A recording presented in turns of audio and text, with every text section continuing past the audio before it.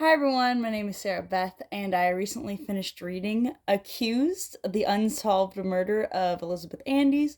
This was published in 2018, and it was co-authored by Amber Hunt and Amanda Rossman. I believe Amanda Rossman is technically the producer of the podcast that this book is based off of. And the book is about 166 pages long, according to my Nook. This is the premium members. This is one of the picks you can choose as a free ebook. And it surprised me this was a bestseller, or at least listed as a bestseller.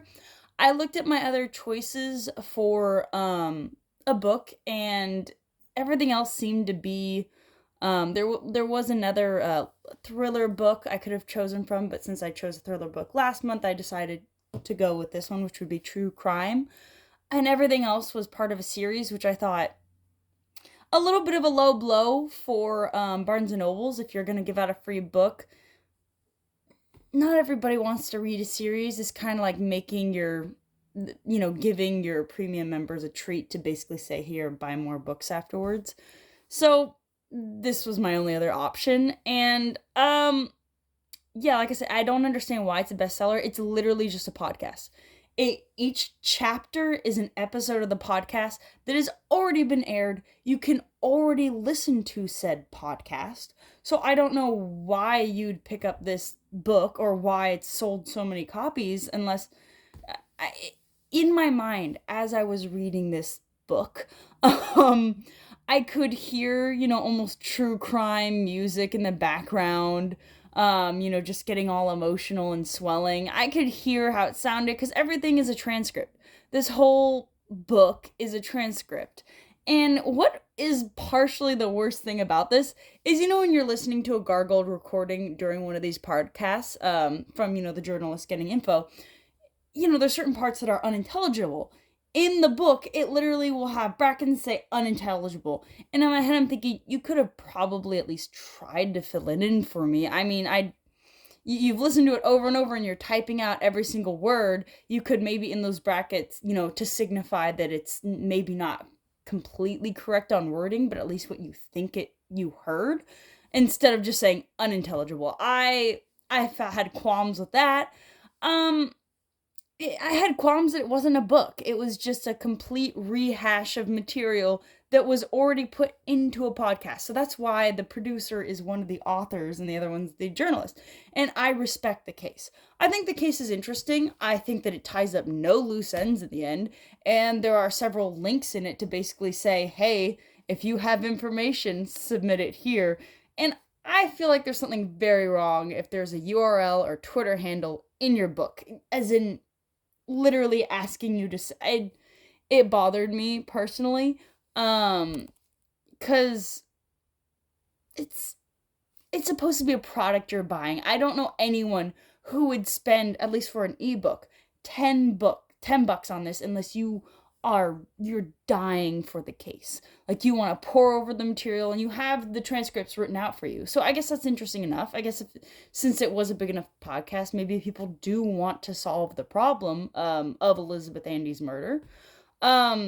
Basic premise: a young college woman is stabbed to death in her apartment before leaving. She had just graduated, and her boyfriend is blamed, and he goes to trial twice and is acquitted twice of her murder. And yet some people still think he murdered her, and it goes through basically who else could have been responsible and how the police agency basically bungled the assignment. That they bungled this case by not checking out all the leads that they could have, especially during that time period. There was somebody that was a roommate that was living in the house that didn't even fingerprint, that didn't even notify or ask for an interview once his roommate had died. There was a boss figure who had some relatively sketchy characteristics, who was also not questioned. They basically had a false confession that they forced upon the boyfriend, and that was the book.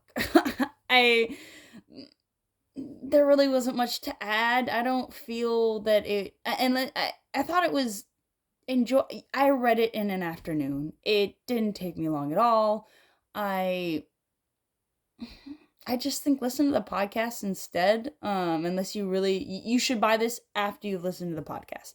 Listen to the podcast first and think to yourself, is this something I want to delve into? Because then I think that written work is a lot better to see, so that you can kind of extrapolate different, maybe possible motives from different characters, or looking. If this is your hobby, I'd say go for it. Otherwise, don't read it. I've recommended this book in the past instead of reading this one. There is a book called Full Circle, which is about a woman who, it's a memoir, and it's about a woman who was wrongly convicted of a crime. And that has a whole story to it. And she is tortured by this conviction.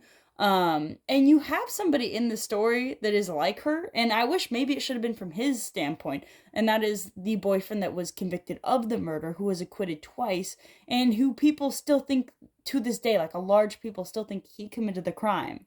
That would have been interesting to get his standpoint. I think that would have been great for book form, and maybe it would have uh, been worth telling the story of. This specific case, while very interesting, is covered in the podcast.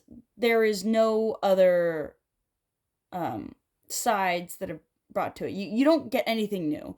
If the podcast is on for free on Spotify, go check it out. That's all I can say. Anyway, hope you enjoy my review and have a good one.